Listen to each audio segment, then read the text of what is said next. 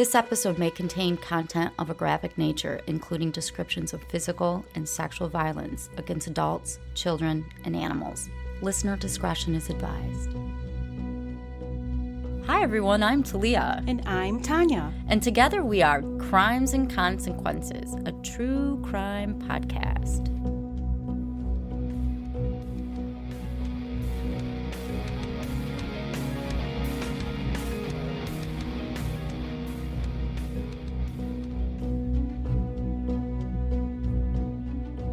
Hi everyone, I am Talia.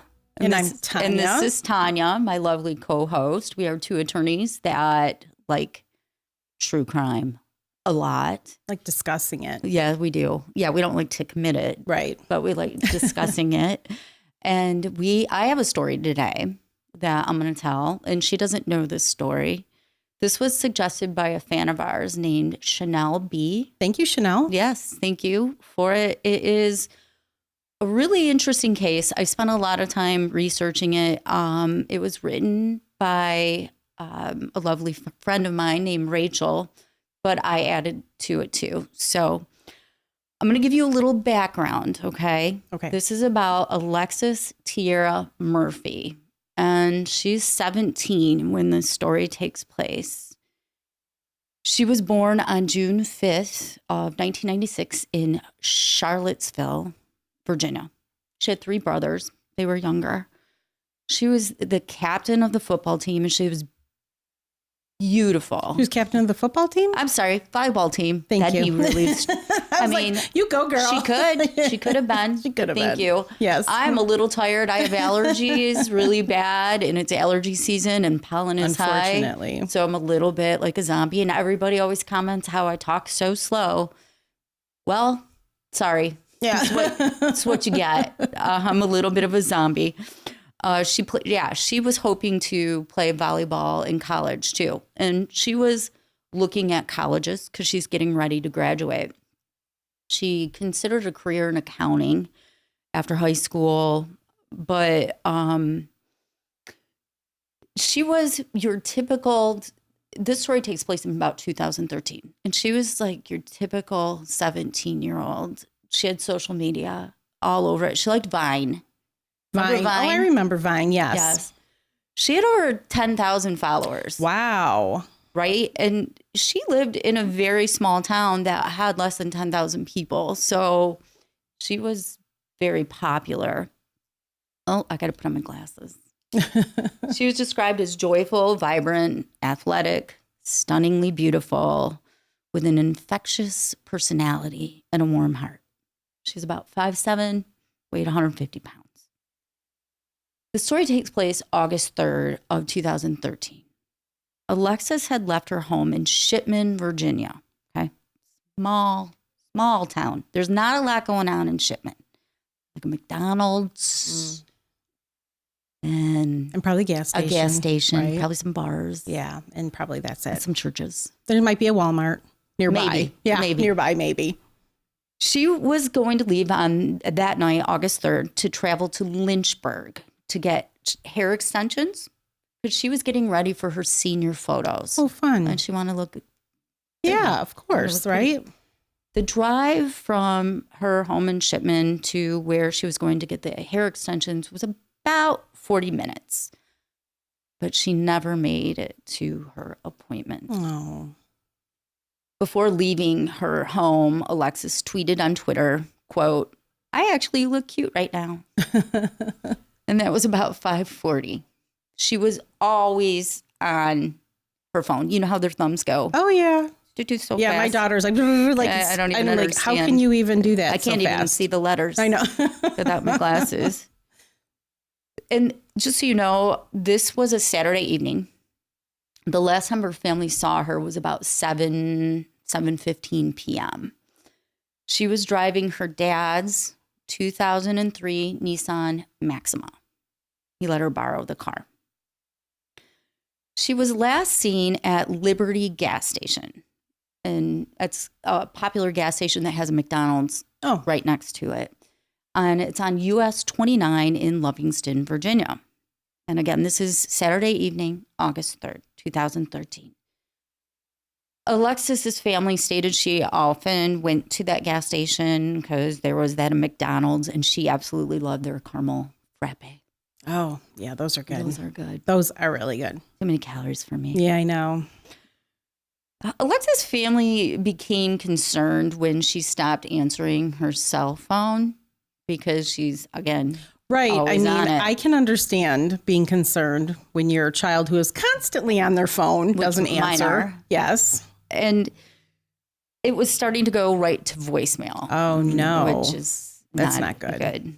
This was out of character for Alexis, as her family described her cell phone as her sixth finger. Yeah. It never left her hand.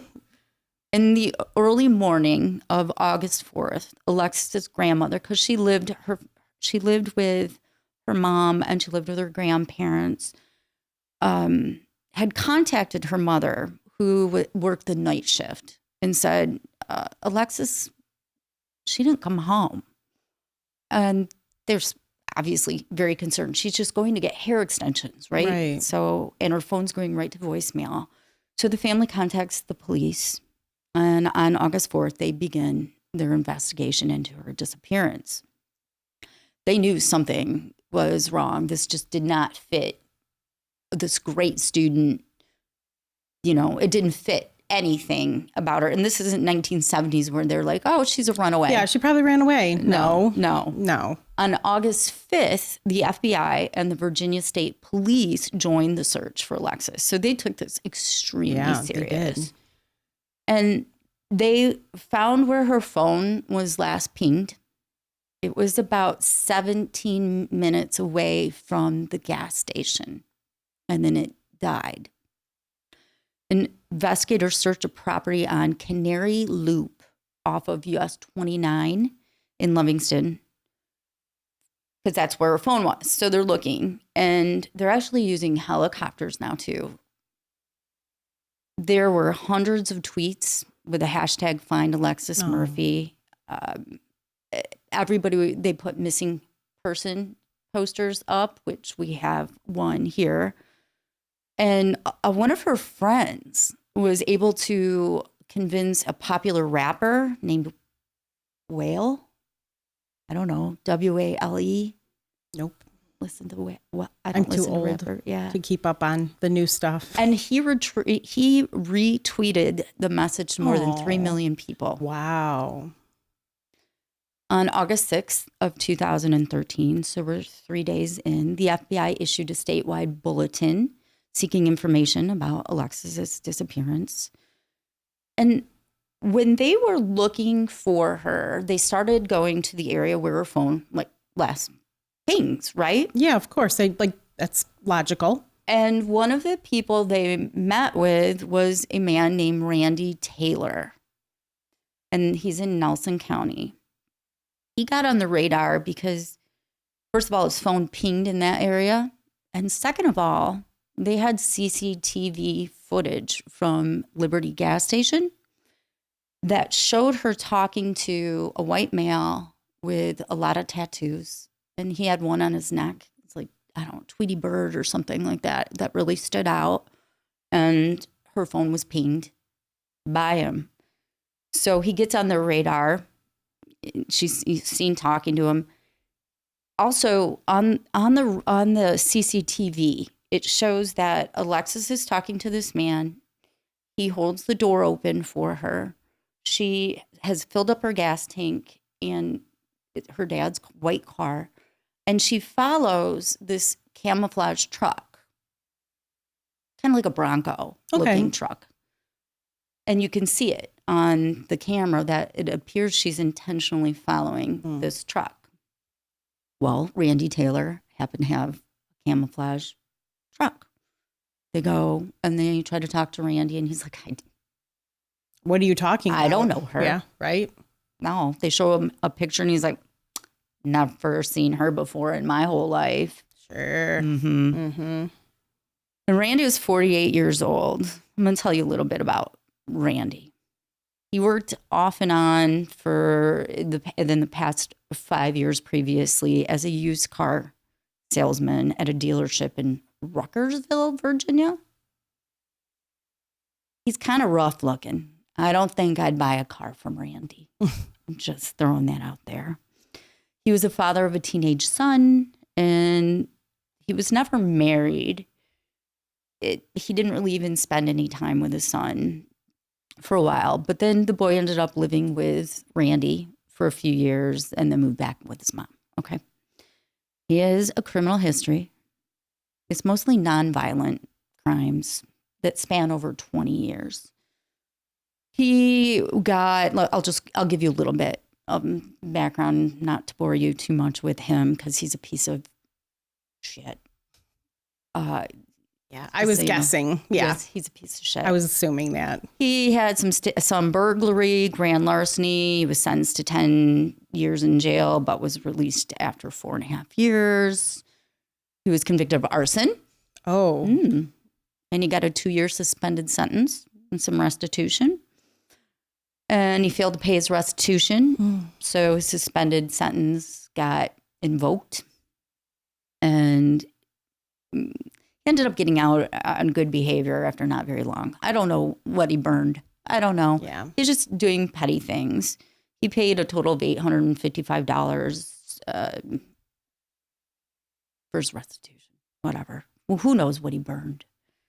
In 2013, he had a petty larceny conviction in nearby Greene County.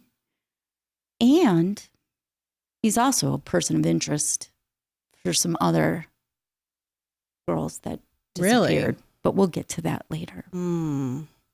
Shady character. Oh, a girl. Yeah. Yeah. I should have showed you pictures, because we're putting the pictures on. I should have showed you where he lives. You should have. Sorry. It's okay. Then you would understand why you would never buy a car. And I don't think he sold many cars if you saw his home. Well, he must not be making a lot of money at the job, because he's committing larceny and burglary and all those, in a camper. Oh, no. And it's not a mobile home. It's a camper that you'd put you'd hitch to your truck and go camping in. But then he made a tarp over it for a porch. You're getting an idea? Yeah. Oh, nice. Lovely. Jinx, you owe me a Coke. We hang out way too much. On August 6th of 2013, at around 9 p.m., a passerby spotted what looked like Alexis's vehicle, or her dad's car, in a parking lot. There was about 15, 20 police officers. They surrounded this white sedan in Charlottesville, and it was Alexis's car. It was found at the Carmike IMAX movie theater. And that was about a half a mile from where Alexis worked. She worked at a consignment shop called Kid to Kid. Okay. Used kids' clothes. Yeah.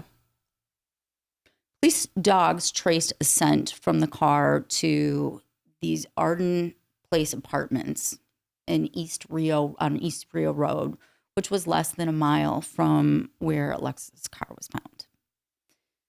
Now we're into August 7th. It's day 4. And there's about 50 law enforcement officers searching 30-mile area north and south of Lovingston. And they're paying really close attention to U.S. Highway 29, because that is where the route she would have taken and close to where her phone was. They gathered all this information. They talked to everybody, tried to figure out who Alexis might have been with. And again, Alexis' family knew, she didn't run away. They said she's a good girl. And this whole thing is just really unbelievable. And they were all over the media. And it's really sad to see them on the news. Investigators were pursuing leads, but they kept it very hush-hush. They didn't want to reveal what they knew. On August 8th of 2013, 5 days into her disappearance, the National Center for Missing and Exploited Children added Alexis' information to it. And the FBI updated their bulletins and confirmed that her phone is not active. There was a vigil held. Hundreds of people came, and it was at the football field. So that's where I got the football part from. The family stated at the vigil, this has been the longest week. Oh, I can only imagine. We're just stuck on last Saturday, Sunday, And Alexis's aunt, Angela Taylor, added, "It just feels like my heart stopped and hasn't started up again." Hmm. They put pink ribbons all over in honor of her. So on August 9th, 2013, the FBI had moved their investigation from the state level to the national level. They began canvassing businesses on a road called Angus Road in Charlottesville, Virginia. They were looking to identify photos of individuals that had been seen on their surveillance footage. And they announced that they were trying to identify one particular person, the one with the tattoos all over him, which is fine. Tattoos are lovely, but he's got like a big bird right there, which is going to stand out if you commit a crime. That's true. On August 11th, 2013, they went to Randy Taylor's trailer, his camper. It's a camper. And they officially identified him as a suspect. And when they got there, they noticed something the first time they were there. Remember, he said, "Oh, like, I don't know her, blah, blah, blah." Well, when they got there, they had a search warrant, and they found a broken fingernail in the carpet and what looked like a nose ring, which she had, and one long piece of hair that was African American, all on the floor. Not a good sign. No. So, okay, obviously there's something going on with Randy. They do DNA. They do DNA testing, and it matched. The hair had A hair follicle? Thank you. You're welcome. And the DNA matched Alexis's, and so did the fingernail. So they're trying to figure out what happened. They're looking at CCTV footage, and they can see that Randy Taylor had went to a novelty store, we'll call it. Okay. For adults. Okay. And 45 minutes before Alexis disappeared, he rented 2 pornos. Okay. Mm-hmm. It's a Daffy Duck tattoo. Daffy Duck. Okay. Yeah, he rented 2 pornos before she disappeared. It's August 12th now, in 2013. Investigators are continuing to search the grounds near Canary Loop, where Taylor was living. And there was a press conference held, and they actually gave some information about the case.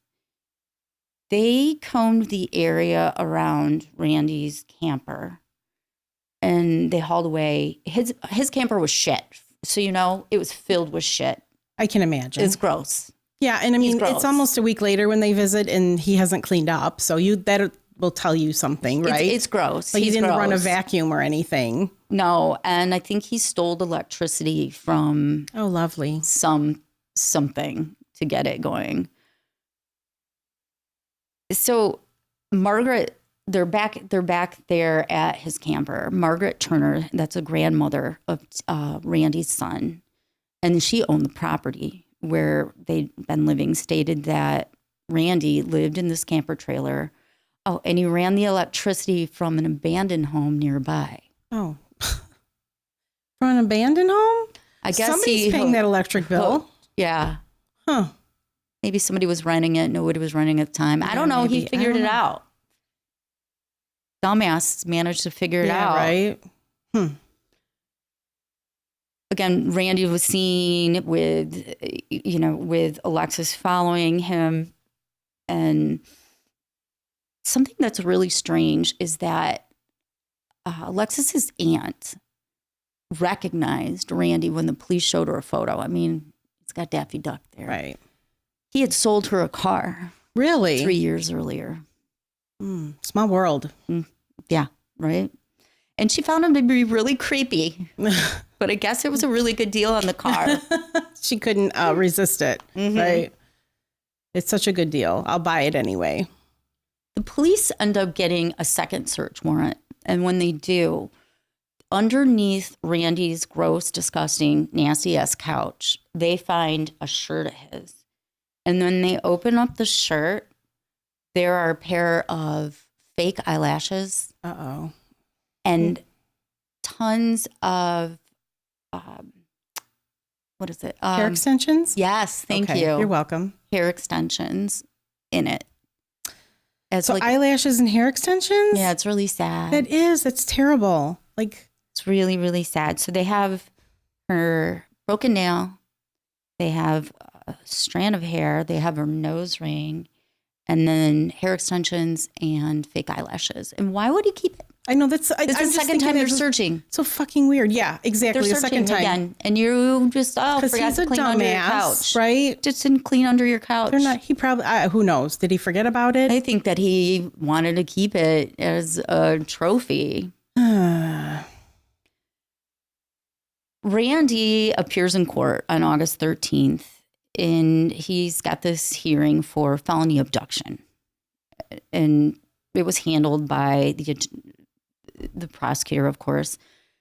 Again, he denied knowing her. No. But eventually, he admitted that Alexis had been in his camper. I mean, what's he going to do? Right? What's he going to do? Yeah, of course. Like, really? We've got her hair, her eyelashes. We have all of that. Of course he does. He says she came there with a man he didn't know. And he claimed not to know the man's name, but the man bought $60 worth of marijuana from him.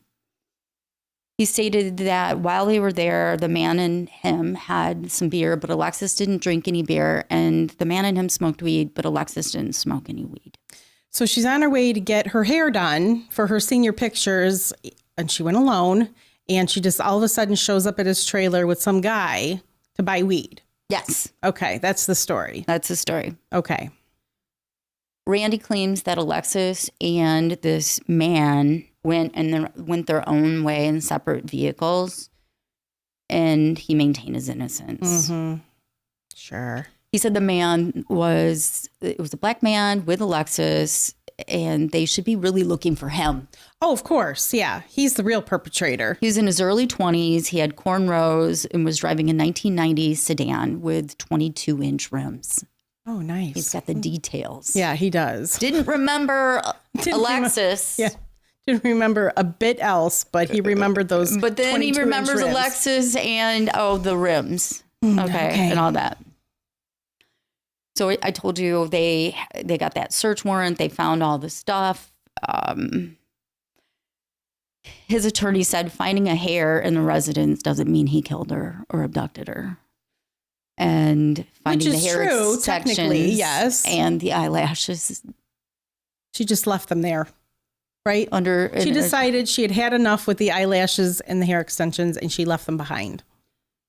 Her family did not believe that she went there with some unknown black male with cornrows.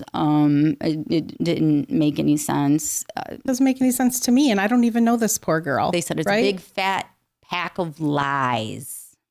Yeah. And she wasn't the kind of kid that would hang out at a camper with Randy. Nasty ass Randy. I'm just stuck on the fact she had an appointment to be somewhere. Right. Like she wasn't just out. And within 17 minutes of being at the gas station, her phone is off. Right. And like she's not out just like fucking around, driving around in her dad's car, like looking for something to do. She had something and somewhere to be.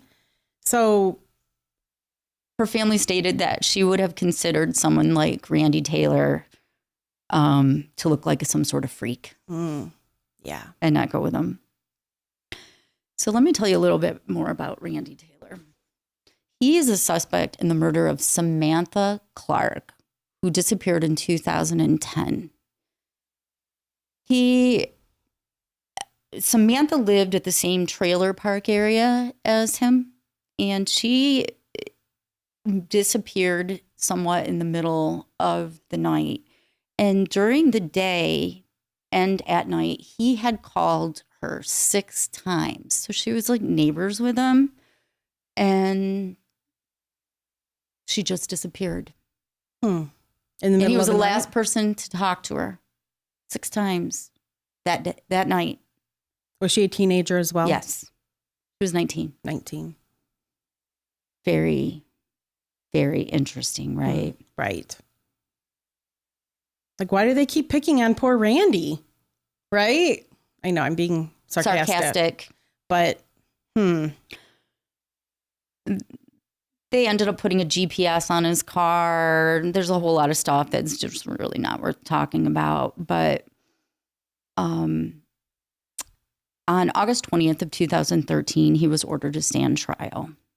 They'd gotten all their search warrants and everything was found to be deemed appropriate. But they still didn't have Alexis's body. right. Where's Alexis? Where is Alexis? Right. They searched everywhere. Randy lived by a river, so dive teams searched the river, a 10-mile span. And they were on canoes, kayaks, rafts. Everybody's looking. They never found her, but they did find a red sweater that was caught beneath rock. And they investigated it, but it had no connection. On September 3rd, 2013, investigators announced that they had found Alexis's cell phone in searching Randy's residence.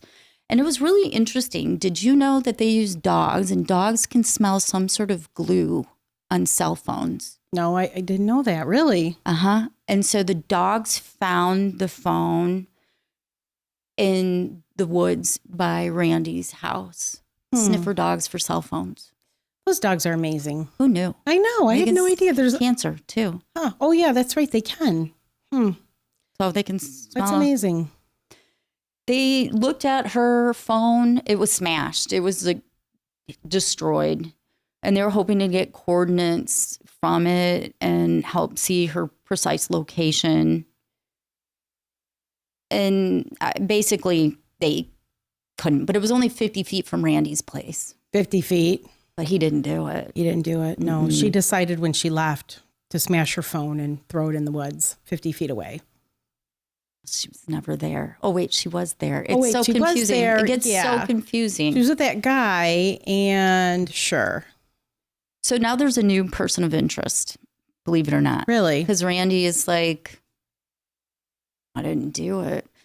And he says there's this black guy with a cornrows, right? Yep. In late September of 2013, authorities identified a new person. They contacted the man that Randy described to them as the person with Alexis. And He was a real guy? Okay. he was a real guy. Okay. He was a real guy. I was thinking he just made him up. Well, it was a guy that he knew. Okay. And this guy, yes, his name was Damien. And this guy was hundreds of miles away. So Randy actually said, okay, I did know the guy. So his story changes again.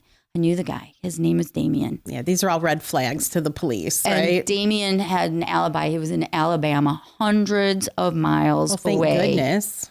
Yeah. Right? Otherwise, yeah. Otherwise, we'd be looking into Damien. Right. And they did start. So there's a gag order. They search his property again. He ends up going to trial. His trial starts May 1st, 2014. It took 8 hours to find a jury. And this is a tiny place. Everybody knows everybody. Yeah. Got to find somebody who's like, oh, no, I don't know anything about Yeah, I don't this know case. this case. Or even though I know a little bit, I can still be impartial, right? Right. Sure. Mm-hmm. He entered not guilty. But, I mean, they had the DNA evidence, right? A lot of it. His navy blue shirt had some blood stains on it that matched her DNA. Really? I mean, come I know. Come on. on. So with a reasonable degree of scientific certainty, they could say she was there.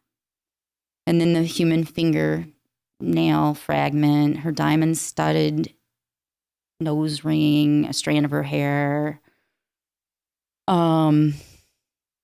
It's just gross. Anyway, they said there was signs of violence in the camper, but they didn't describe exactly what the violence was. But I'm assuming when you have broken nails, that is a sign of violence. And blood. That's a sign of violence. Definitely. Yes. I got to tell you something really fucked up. Oh, no. What? When they searched his camper, they found a scrapbook. It was a scrapbook of nude women. Okay. Okay. Their heads had been cut off, and instead, a picture of his coworker's daughter's head was placed where these women's heads should be. Really? Imagine that's your daughter. Cut off the heads of the pictures and put in this other woman's head. That's very disturbing. How Extremely fucking weird disturbing. is that? That's so weird. That's so weird. Mm-hmm. Cuckoo. Yeah, there's something wrong with Randy. Who That does is that? putting it really lightly. Why are people like this? I mean, Randy described the photos as glamour shots. Glamour shots. The nude yes, photos. Okay. He superimposed a blonde-haired female who was identified later as the daughter of the used car dealerships of a coworker there where he worked. What a creep. He's a complete Imagine creep. if you're her. I know. And your head is superimposed. I wonder if she ever met him. Or did he just see a picture on like this woman's desk and decide to like take it, and who knows, right? I think about the stupidest shit, but yeah. Fucking weirdo. So at the trial, the cashier at the Liberty gas station testified against Randy, saying he saw him talking with Alexis for a few minutes before they both ended up leaving the station. And he held the door open for Alexis. And then video surveillance of the movie theater parking lot showed Alexis's car pulling into the parking lot at around 10 p.m. But they tried to enhance it to see who was driving it, and they couldn't. Mm-hmm. Roughly 30 minutes after that, at around 10:30 p.m., an Applebee's bartender reported seeing Randy looking sweaty as he asked if he could use their phone to get a cab. Oh, okay. He's hoofing it to Applebee's and then getting a cab. Right? Like, what? He said he needed a ride. He told the bartender his friend had passed out. Okay, sure. That's nice. And I'm just going to leave my friend wherever they are, you know. My friend passed out. And I guess I can't drive their car home. Okay, sure. Just gonna leave. Tanya passed out, Yeah, and I need to get home, so I'm gonna leave her in her car, and I'm gonna take a taxi home. I'll stick a little note on you. Yeah. Randy's not too bright, so. Cab driver identified Randy and said he took him home. They found inside the camper. They also found a pellet gun and a buck knife.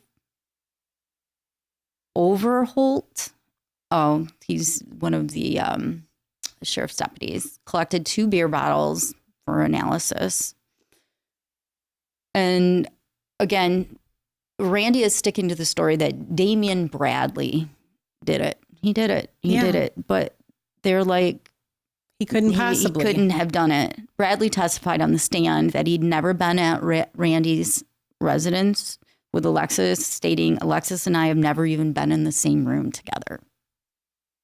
Like, why the hell am I involved in this? I'd be so pissed. So pissed. Right? Like, what the fuck, dude?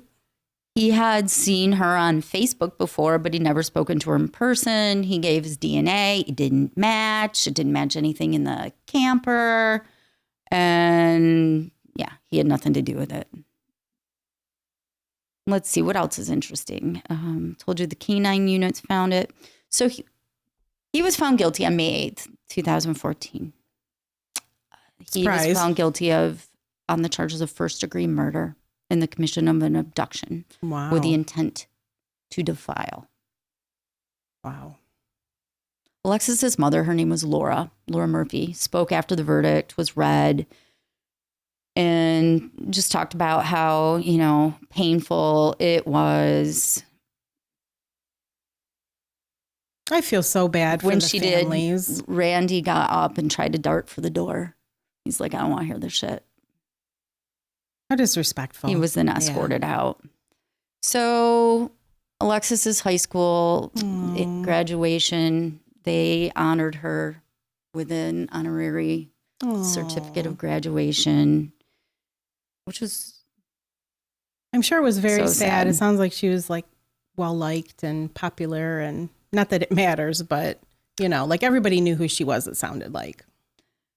Taylor ends up, Randy ends up going, to prison for 2 life sentences. And then they get him for stealing some Honda 400R dirt bike. And they're just going after him for everything. And he does adds a little more time to it. So he had stolen these items the day before that she had disappeared.